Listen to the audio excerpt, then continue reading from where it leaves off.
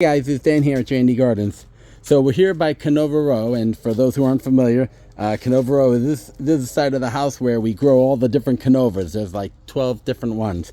And in the fall, when everything started dying out, I did a video showing you how I was going to try to keep the rhizomes in the ground this year. We cut them back and we put a ton of bark on top of it to try to keep it warm and see what would happen. Well, we're in middle end of May and we've waited as long as we're gonna wait, and it looks like we did not have any survivors, which is rather disappointing.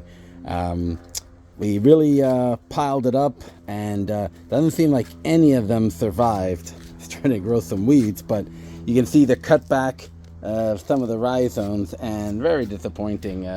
They were really strong, they were really doing well, but I'm just not seeing anything,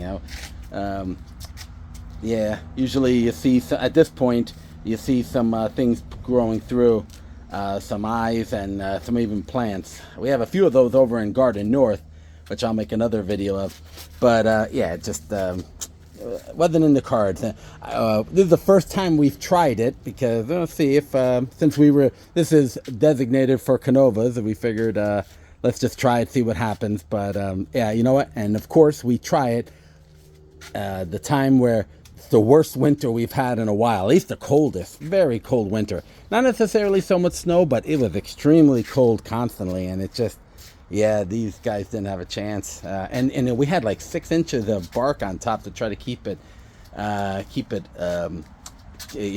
warm, but just really couldn't.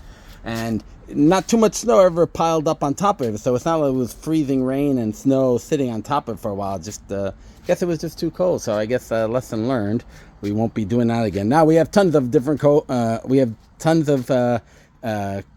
cannas that we're going to plant here, but as I said, we just wanted to test it. We did, like I said, we did the similar thing. We tried a similar thing in North and had the same kind of results. Like I said, I'll do another video, but just to know, if you live in the cold environment, you run the risk of losing your cannas if you leave them in the ground. So something to consider in the future. Anyway, later.